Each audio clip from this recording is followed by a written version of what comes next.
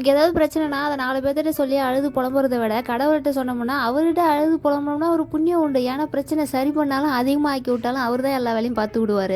யாரெல்லாம் கந்தசஷ்டி விரதம் இருக்கீங்கன்னு கமெண்ட்டில் சொல்லுங்கள். இன்றைக்கி கந்தசஷ்டி 5வது நாள் விரதம். ஃபோன் கையில் இல்லைல்ல, அதனால் ஆரம்பத்துலேருந்து உங்கள்கிட்ட ஷேர் பண்ண முடியல. நேற்றே சொல்லணும்னு நினச்சா மறந்துட்டேன். முதல் நாள் புதன்கிழமை ஆரம்பிச்சது இல்லைங்களா, அன்றைக்கே வந்து கையில் காப்பெல்லாம் கட்டி நம்ம தாத்தா வச்ச வேல் இருக்குல்ல அங்கே போயிட்டு நல்லா சாமி கும்பிட்டு காப்பு அங்கேயே கட்டி விட்டுட்டாங்க. நல்லபடியாக விரதம் ஆரம்பிச்சாச்சு. பால் பழம் விரதம் மட்டும்தான், மற்றபடி கடுமையான அந்த மிளகு விரதம்லாம் இல்லை.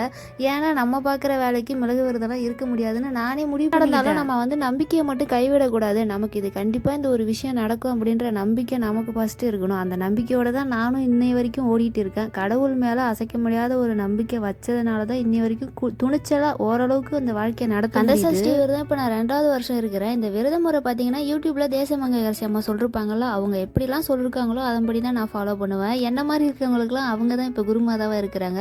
அவங்க சொல்கிறத நான் நிறைய இது ஃபாலோ பண்ணுவேன் இந்த ஆன்மீகத்தை பொறுத்த வரைக்கும். அப்புறம் வயக்காட்டில் வந்து தப்பு பயிர் ஊன்ற வேலை இருக்குது. நான் வயக்காட்டுக்கு இப்போ ஒரு 4 நாளாக வேலை செய்யலை.